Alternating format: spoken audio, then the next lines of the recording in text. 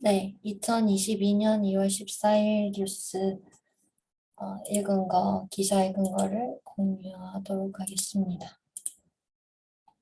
일단은 지금 코로나 오미크론 확산이 너무 계속 증가세여가지고 그 관련 기사 어느 정도인지 한동안 계속 안 봤었는데 봐야 될 것 같아서 한번 확인을 했고요. 오늘은 48,635명 확진 해가지고 동시간대로 최다라고 합니다. 여기 보면은 전국에서 4만 명이 넘었는데 4만 8천 명이 넘었는데 그 전날보다도 800 몇 명, 거의 900명 가까이 더 많은 거고 그다음에 동시간대 최다 이제 인원수였던 게 4만 8,025명인데 그거보다도 600명 정도 많다는 거예요. 그러니까 그냥 최대치다. 인데 수도권 2만 8천 명, 비수도권에서 2만 500명, 550명 정도고 대구가 2,391명. 100명대도 많다고 막 그러다가 400명 넘어가서 많다고 했는데 2,000명이 넘었어요. 그래서 규모가 일단 계속 커지겠죠? 이거가 이제 확산력이 제일 큰 걱정거리, 코로나19의 걱정거리인데 인원이 이렇게 많아졌으니 그래서 앞으로 활동 일을 또 어떻게 해야 될지 조금 화상으로 하는 거 말고들은 어떻게 해야 될지 고민이고 그 관련해가지고 그 정부에서 발표하기를 4차 접종은 이제 방역 패스랑 연동 없을 거다라고 하고 요양병원이나 시설이나 생활자 등에 대해서는 4차 접종 계획을 밝혔고 그 다음에 그 외의 사람들에서는 4차 접종은 검토하고 있지 않다. 그러니까 뭐 맞도록 권유하거나 이런 게 없다고보단 지금 아직 안 했다. 결정 자체를 고려 자체를 하지 않았다. 라고 하면서 4차 접종은 고위험군에서 중증 사망을 예방하기 위한 목적이다. 라고 합니다. 저는 지금 2차 맞고 3차는 안 맞았는데 맞지 않고 싶고 그런데 4차, 5차를 얘기를 하고 있네요. 음. 고 오늘인 것 같은데 아이고 안철수 의원이 단일화 얘기를 했나 봐요.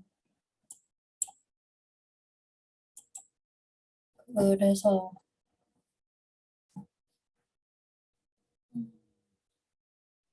단일화는 절대 안 한다고 하더니 결국 단일화를 먼저 얘기하네요. 안철수 의원이 그 후보자가 음,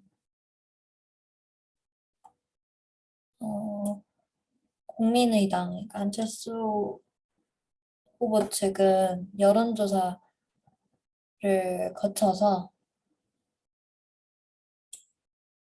할까 아니면은 그냥 혼자 하겠다라고 하고 이제 본인이 후보 돼야 된다는 거죠, 둘 다. 국민의힘도 여론조사 하는 거는 야권을 분열시키는 거다. 민주당 좋은 일 해주는 거다. 이런 얘기를 하면서 얘기를 했어요.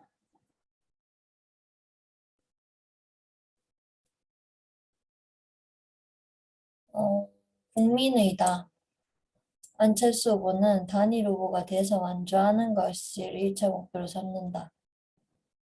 국민의힘에서 단일화 의사가 없다면 혼자 독주하면 된다. 그냥 아예 처음부터 계속 혼자 독주하는 게 나을 것 같은데. 제 생각에. 국민의힘은 어, 감사하다, 통 큰 단일화가 필요하다, 소모적인 논쟁, 단일화 과정에서 그러면은 더불어민주당이 바라는 시나리오다. 이렇게 얘기를 했습니다.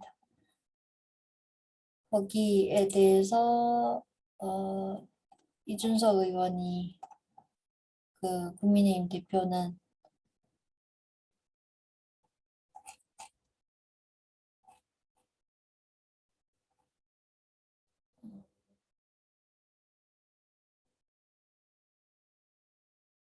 이거 단일화 얘기할 시간 아니다. 그냥 이제 내일부터 공식 선거운동 할 수 있는 날이어서 어, 안철수 후보가 꾸준히 한 것처럼 각자 완주하면 된다. 이렇게 얘기하면서 국민의당 상황이 외롭고 궁하니까 단일화 얘기가 나오는데 정확한 표현은 포기하고 지지 선언하는 것이다 라고 얘기를 했어요. 좀 전에 국민의힘당 권영세 선대본부장이랑 어투는 좀 다르지만 다른 것 같네요.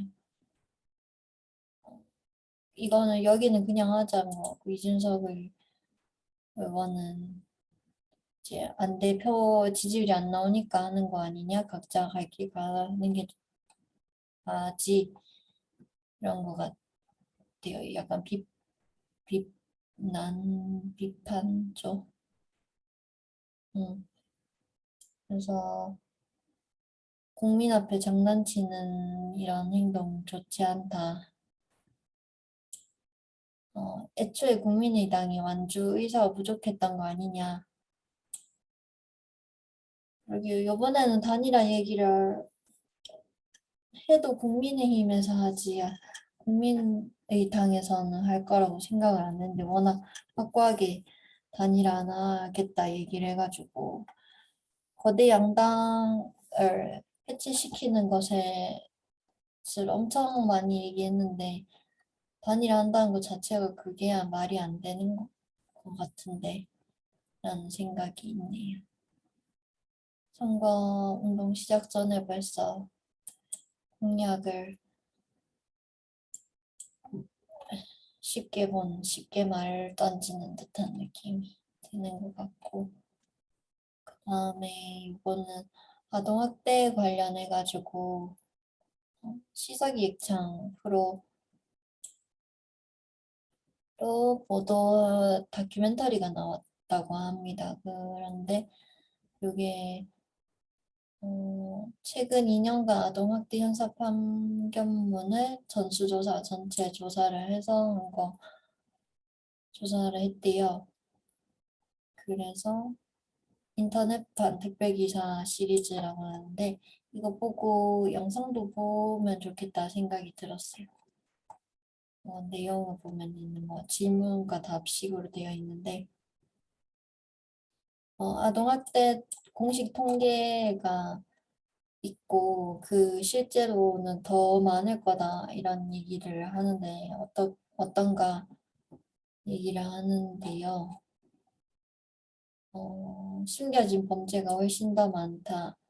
아동학대 통계 반영되지 않는 게 더 훨씬 많다. 이런 게 있습니다.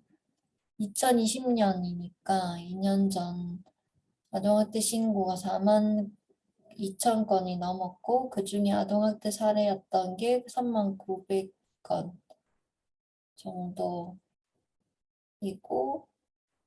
또 나머지는 수사 진행되거나 사건이 처리됐다는 경우가 뭔지 모르겠지만 이 뒤에 내용인 것 같은데 재판 마친 후 경우는 2천 얼마, 1,600은 보호처분, 276건 형사처벌 드러나지 않은 거는 간을 못한다. 우리나라 국내 아동학대 발견율 4% 예측한대요. 그러니까 96 아동학대가 있는 상황에 96%는 가려져 있다. 추측을 한다고 하니 엄청 심각하죠. 아이들이 자기 표현이나 이런 신고를 해야 된다는, 특히 가족, 부모를 신고해야 된다는 그런 생각을 하기가 쉽지가 않으니까. 음,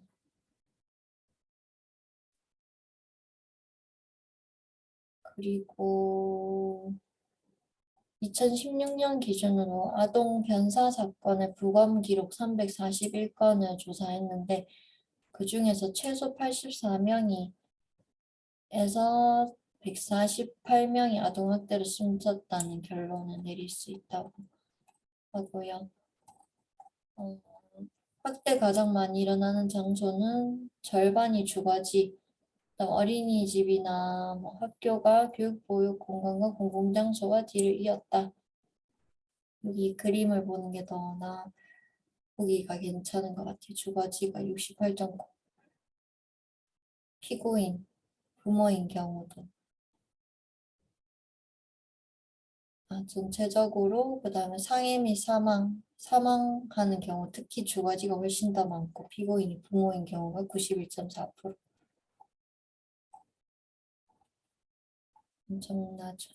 그리고 피고인이 그러면 아동학대 왜 있냐고 이렇게 물어보면은 아이 때문이다 하는 게 86.1, 아이 행동이랑 상관없이 이제 본인의 뭐에 의해서 하는 게 13.8% 정도 되는데 아이의 이유로는 폭력이 말이 안 되죠. 이유가 없죠. 근데 이유를 이렇게 말을 한다는 건데요.